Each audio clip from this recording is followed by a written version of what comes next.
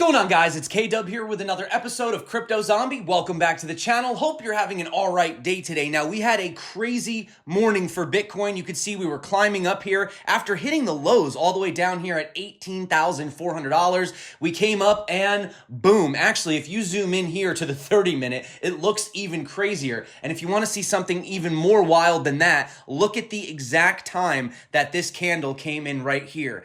8:30 a.m. on the nose. Now, why was this? Well, we had been warning, number one, actually, if you guys had watched my past two videos, this one right here, the Bitcoin warning critical alert, this is where I talked about the downward sloping trend on the linear. And right here, we were speaking about possible trend reversals on the market cipher, as well as the fact that we had the CPI data come in. Now, as you can see right here in the report, it was better, but it wasn't as good as they had expected. You can see TED Talks Macro over here. He explains the actual is 0.1% month over month, down 0.1%, actual 8.3%, expected 8.1%, core 0.6%, expected 0.3%, actual 6.3 year over year, expected 5.9. So not what the bulls want to see. Now, granted, yes, it is still showing that inflation is coming down. It's just not exactly what they were anticipating. And still, when you look at this, ultimately, it still is incredibly high. If the goal is supposed to be 2 to 3, and we're still up here, having, 8.3% and then 6.3% core, well, obviously, the Fed is not going to be backing down, and this is freaking everyone out. So this is exactly why we saw this massive sell-off at 8:30, exactly on the dot when the numbers came out. Now, I do just want to talk about something, though. There is a lot of doom and gloom in the crypto space when you see things like this, right? And I'm hearing talks about a 3-year recession, a 4-year depression potentially, and Bitcoin going down to these levels like 3,000, etc. Well, even though we did take this plummet, zooming out here, we're still holding well above this area right here. And if we zoom way out, you guys could see, as I've been pointing out, that we are in fact still sitting above this level right here, which was the weekly close, and we are potentially forming a double bottom. You don't know until the move is over. Now, we could keep this thing going for quite some time, right, on the linear, on the log, but as I pointed out, the linear, you can see right here, we definitely perfectly exactly hit this level. So we were anticipating that. But I want to talk about what's going on, where we can expect the Bitcoin price, and talk about whether or not we are truly going to have this big, 4-year recession, depression, whatever they're saying. And believe it or not, if you actually look at the potential, even if that did happen, why it would benefit Bitcoin in the long run. I know, hard to wrap your head around it, but if you guys are interested, that's what we're going to talk about today. And of course, we're going to go over the levels, some spots where you guys could trade. I actually did trade this. I usually don't trade the news, but I couldn't resist this morning when I saw the numbers come out. Which, by the way, guys, if you didn't check over on my Twitter, I did tweet this. So you guys really should be following me over on Twitter. But let's dive in. Let's have a look. If you're not subscribed, definitely get subscribed. So there were a few things, obviously, against Bitcoin. So outside of the fact that, okay, the CPI didn't quite come in where we wanted, and obviously we saw stocks fall, Bitcoin actually fell before stocks, which was interesting. But if we have a look right here, you could see that we spoke about this heart line of this falling wedge pattern. I haven't changed anything on this chart, guys. Literally in months we've been looking at this chart, and you could see right here that we were in fact held down exactly by the line right there. So these are the technicals and the fundamentals sort of, duking it out essentially at the same time, or actually I should say combining or happening at the same time, right? But you can see right here, we do have some support in this blue zone around 19,787. The obvious other reason that we came down was because of this linear trend, which I said, warning, no one's talking about this, and then everybody started talking about it, but it's all right, guys. But you can see right here, if we do still take it seriously as far as short term, that this linear trend is going to be an issue, then if we zoom in right here, you could see there's really not that much time left to stay in this trend, right? I mean, how many bars do we have left? We have, 1, 2, 3, maybe 3 more weeks, because 4 weeks puts us outside the trend right here. So realistically, we can probably only, bounce around in this area right here for another 3 weeks before Bitcoin is going to be making a very, very big decision as to whether or not, it wants to continue its tumble lower or if it wants to try moving up. Now, obviously you could try to short the bottom here. Maybe you'll get lucky, but considering that Bitcoin has already been down 75%, maybe it's accumulation time, not financial advice, right? So ultimately, like I said, guys, I did put this out this morning and I did take the short. Actually, I closed it right before the video because once we came, and I didn't get it exactly at the top. I could have done it right here at the top, but we didn't really know what was going to happen. But as soon as it started to fall and we got back down to that $21,742 level, which was in fact the level that I told you guys to take profits if you were in a long, not financial advice, but as you guys could see, if you didn't take those profits, well, you're still above water, which is good, but you're now missing out on potential profits, right? Because you held everything open for too long. So I do believe that for now, we should find some sort of support around that level, maybe come up here and retest again around 21,742. If we do lose that, then unfortunately, Bitcoin risks coming all the way back down again to around $19,400. But for now, I think there may be a chance that we hold here. We do have to see how we confirm on, for tomorrow's candle. And, another thing super quick, I know I don't have to do this. I don't really like showing my trades.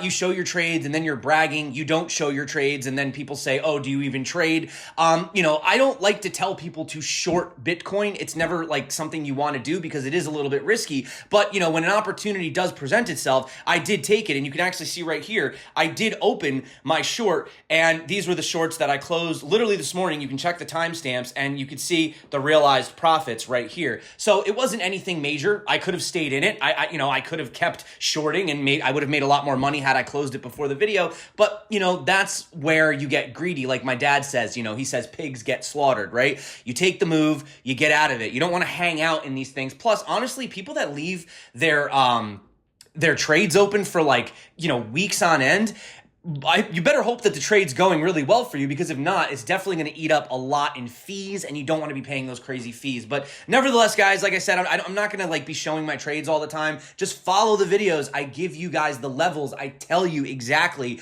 what we're looking at. And these levels have literally hit exactly for the past 3 days straight. So yeah, I don't usually trade on days like today, but I decided to anyway. If you guys want to learn how to trade, check out my tutorial on BitGet popping up above. Get subscribed, follow the videos. I go over these levels every single day. And if you do want that extra $8,000 bonus, make sure that you use my link below or just enter the code NYNL when you sign up and you will be eligible for that $8,000 bonus. So outside of all that, outside of the short term, what happened? Why did this happen? Well, you can see right here, August CPI reading came higher than expected as almost every single metric used to track the metric rose month over month, except the energy sector. As a result, the Fed is expected to keep tightening further as a 75 basis point hike in September is now fully priced in, and the odds for a 100 basis point raise, or basically a 1% raise, has been now increased. So there's a chance now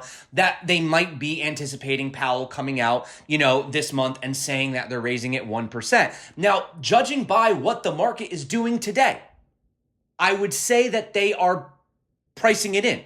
That's why the market's dumping today. They're pricing in the fact that he may have a higher than expected rate raise, okay? So just to point that out, I do think that we're seeing the worst today leading up to it, right? Markets are weird like that. Anyway, while inflation appears to be slowing down, the year-over-year numbers for many sectors still remain exceptionally high, and month-over-month inflation still remains an issue. While inflation seems to be slowing down in the broader sense, there are still plenty of economic concerns the Federal Reserve will need to contend with as it further offloads its balance sheet and drives up interest rates, right? So if we come over here, what happened? Well, remember this monthly candle? Do you remember what it was doing? Let me switch back to the daily so you can see it a little bit better. All right, let me get out of here like this. And look at this. Look at what the dollar did today when that news came out. And this is exactly why we were taking it very cautiously. Every single time the dollar looks like it wants to roll over, something happens. And some people are even saying that they think that they're rigging the numbers. I don't know, probably, with all the conspiracies. But nevertheless, look at that candle. I mean, that's the biggest daily candle we've seen since this candle back here in July 22nd, right? So yeah, that was big. And obviously dollar pumps, everything else falls. Go back to the monthly right here. If we break this legacy area right here, and I still have the circles from the other day, I mean, this is going to be huge for the dollar. So will the dollar continue to rally? Well, obviously the dollar rallies, and look what happens today. The S&P falls. Now, the S&P is also looking to find some support right here. So I do think the majority of this move is over. I could be wrong. Nobody's perfect. But I think at most you might have another 0.1% down. I think the majority of this move is in fact over for the day. But, you know, talking about doom and gloom, talking about this ultimate recession, depression, I actually wanted to take this clip super quick from Raoul Pal over on Real Vision. You know, he used to be over at Goldman Sachs, and they actually asked him what he thought about the current situation and how that could affect Bitcoin. And I kind of like the answer that he gave, so I wanted to play it for you guys. And this is a question coming back to the nexus between macro and crypto. And the question is, isn't it possible that we stay in a depression/recession for 3 to 4 years? Won't that keep BTC and Ethereum significantly depressed in value? From Dr. Nikhil. Okay. And I'm not going to be rude here, but this is first order thinking. First order thinking is recession bad. The actual thinking is, if there were to be a recession for 3 years, what are the central banks doing? Right? Because that's unemployment rising for 3 years and inflation falling for 3 years. What would the central banks be doing? They would be trying to stimulate as much as possible, because we have not had a 4-year recession in, well, as long as, I think, not even the 30s. I don't think it was that long. So, but let's assume it's the 1930s again. That is incredibly positive crypto, because there's a massive debasement of currency having to happen to try and protect the world falling apart because of the debt burden. So, again, it's not about are we in recession? It is, what is the outcome as growth slows? What happens to liquidity on a forward-looking basis? And the weird thing is a lot of people say that Bitcoin is not an inflation hedge, right? Because it hasn't been acting like that, but actually it was an inflation hedge if you think about it. Like, now they're trying to raise the rates and they're trying to suppress things with their hawkish stance. But if you actually look at the rampant inflation that was running, you know, for the past multiple decades, Bitcoin was outpacing the dollar. So it was doing its job. Right now, we're seeing a crackdown by the ECB, by the Fed, to try to taper this. And they're attempting a soft landing. Will it happen? I don't know.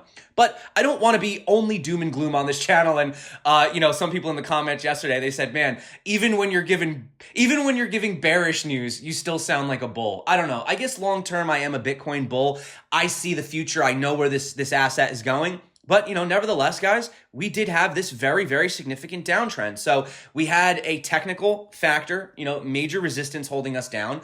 And we also had, you know, an event come out. They talked about CPI. So we knew that it was going to be one of those days. Now, obviously, like I said, you switch it to log scale and we still have a lot more time to go, right? And I do think that long-term, the log scale is the one that is going to really be the one to play out the most, only because, you know, every single time we've ever broken any of these trends, it was always on a log scale, right? As soon as you broke it from the log scale, that's when you had the pump, right? As soon as you broke it on the log scale. I mean, you can't really do COVID. I'm not going to do COVID because the COVID crash didn't really count. But you could see right here that, you know, that's essentially when you have that breakout. But I want to talk about something really quick, positively, right? So we still have this upward sloping trend. It still has not been broken. In fact, it's been tested absolutely flawlessly, perfectly. You can't make this up, guys. Look at how that happened. So you could say the technicals don't matter, that it only matters what the Fed is doing, and it's totally different this time. Well, how is it following something that it's been following literally since this top right here? But I want to show you something pretty insane. So let me just actually just hide these for now, right? Just hide these. I want to show you something else, and I don't want these to distract you or get in the way. So let me turn on the 200 weekly moving average, right? We know the significance of that. And I also want to turn on what I was talking about the other day, which is this 21 exponential moving average, right? So generally, when you get above the 21 exponential, you usually stay above it, and it usually signals you're going on this massive bull run. And generally, when we fall below it, it then usually acts as resistance and keeps us down. And the 200 weekly is usually, generally, historically, the bottom for Bitcoin, right? But what I want to show you is when we get these touching each other or coming very close. They've never flipped in history. They could maybe for the first time ever. I don't know. We could see them, we could see this come below here. That's never happened before in history. But you could see the closer that we get to this line, the more that the bottom is most likely in. Now look at this area right here where we were literally just literally $10, $20 apart in these two moving averages. And what happened? That's essentially when Bitcoin got out of this big rut that it was in and started the massive uptrend, right? We come over here. Look at this. And this is the closest point right here. You don't know exactly where it is, but we know that the closer the 21 exponential gets to the 200, the more likely we're getting towards the end of that, market, or the bottom is in, and we're looking for a big move. Well, that happened right there. And I guess you could say COVID, but I'm not really counting COVID. And of course, right here, you can see we are very, very close again. That's sitting at 25,000, whereas this is sitting at 23,003. So very, very, very close. Is it possible that we do have that big move to the upside? Maybe. The other thing that I want to talk about is, having a look. Let me turn these off again just super quick. I wanted to just point out a little bit of the structure. So, like what you want to see ultimately is you don't want the bottom or the bear, whatever. You want to see sort of that W pattern here. You can even argue they had a triple bottom, which is pretty crazy, but obviously, obviously having a lot of support right there. But really what you want to do is you want to have this period of boring sideways accumulation. And that's sort of what helps build that base and then, sends the price higher. Kind of like we had back here, even though you could have argued that maybe this was a little bit too quick, but we had this period right here, very boring. And, it started to go up. And then finally, once we broke, that downward sloping trend, we broke to the upside. And that's what I'm looking for here as well. I want to see something that is boring people. That's ultimately just kind of, forming a structure. And then maybe we end up forming, a double or even triple bottom or something like that. And I still think as of right now, everybody says, oh, we're going to go lower. We might go lower. It's possible. But, I've been saying the bottom is in, and thus far the bottom has been in ever since back here. It's been 1, 2, 3, 4, 5, 6, 7, 8, 9, 10, 11, 12, 13 weeks now. And we haven't put in a lower price. So I'm not saying we can't go lower. I'm just saying that thus far, the bottom is actually in. We have put in a higher low. And, we have basically every indicator that is known to man firing off saying that the bottom is in. But I know, everything's different this time, right? It's different this time. Well, let's talk about some fundamentals and then let's get on out of here. So while everyone is screaming for doom and gloom and the markets are crashing and Bitcoin's going to zero, well, Charles Schwab, it's not, I'm being sarcastic. Charles Schwab, Citadel Securities, and Fidelity Digital Assets have all announced the launch of a digital asset exchange, EDX Markets. Why would you want to create a digital exchange if, things were terrible, and why would we focus on crypto and it's going to zero? Well, the move comes amid an ongoing push by traditional finance institutions into digital assets, even a cryptocurrency, cryptocurrency prices have slumped over the past nearly year from records. Now, the exchange board said crypto is a 1 trillion global asset class with over 300 million participants and pent-up demand from millions more. Unlocking this demand requires a platform that can meet the needs of both retail traders and institutional investors with high compliance and security standards. So, amid all this madness going on, we still have positive news coming out from these guys. Now, obviously, the Ethereum merge is looking to go live within 24 hours. I don't know the exact time it's happening. Pay attention to that. Could it be a sell the news event? It could be. It could be. It might be. It probably will be. But ultimately, I still think that long-term, Ethereum is going to be a very attractive investment, especially with the whole ESG crowd, these institutions coming in. So, for me, I still say, have Bitcoin and Ethereum. I don't go all Ethereum. I don't go all Bitcoin, although I do hold more Bitcoin than Ethereum. That is a fact. I always keep my portfolio more weighted towards Bitcoin because it's, safer. But yeah, Ethereum is definitely something you want to have in your portfolio. Hopefully everything goes smooth. I do want to just address a rumor super quick. So they're talking about the rumors about the halving accelerating or happening quicker than usual.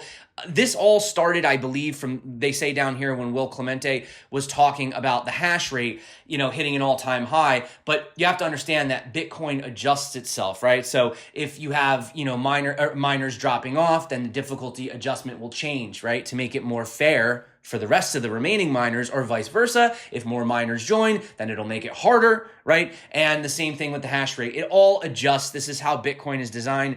Of course, you can't put an exact time and date down to it, but give or take, it's pretty much happening around the same time, roughly. So yeah, that was a really weird thing floating around. And finally, guys, I just want to end and say that Viacom has filed 2 trademarks for Teenage Mutant Ninja Turtles. I'm pretty excited about this. I love Ninja Turtles. I have a collection of Ninja Turtles memorabilia, and you can see right here, NFTs, NFT-backed media, crypto collectibles, etc. So looking pretty cool. Let me know what you guys think. Are you in the camp that it is doom and gloom? Is it time to start prepping? Is it time to run for the hills? The apocalypse is coming. Or is it time to just sit back and relax that most likely the worst is behind us? And if we do have another dip in the next couple months, maybe we do go to a lower low. I don't think we will, but we could. It's possible, right? I consider it to be an opportunity. And, if you guys are following me over on Twitter, I tweeted that. I said right here. I said, where did I say right here before I go? Where the heck was it, guys? Right here.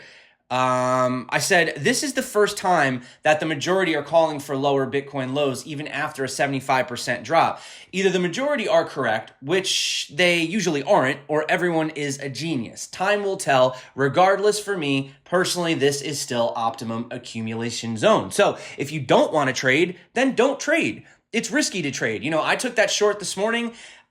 Yeah, I don't know. I mean, it was a risk, right? The markets could have done a fake out and went to the other side, but ultimately dollar cost averaging is your friend. So, you buy a little bit high, you buy a little bit low, you buy a little bit in the middle. And ultimately, we know that once Bitcoin does break out of this range, it's probably never coming back to these levels again. And then who cares if you bought at 30 or 20 or 12? It doesn't matter if you know that Bitcoin's going to 100, 150, 200, or a million in our lifetime. And if you don't think that the Fed is at some point going to have to pivot, well, then you obviously don't understand how detrimental it would be for them to literally continue doing that. It would be not only, disruptive to society, but it would also be detrimental to them as well. They can't do it. Fiat systems require inflation. It's necessary. It has to happen in order for fiat currencies to actually work, okay? So that's it for me today, guys. Thank you so much for coming back to the channel. If you do want to learn to trade, I recommend you start with a paper account. Also, make sure that you watch the tutorials popping up right here, right now. Get subscribed, follow me. We're going to get through this. We're going to be all right. I love you guys. You're awesome. Until next time, stay crypto. And of course, peace out.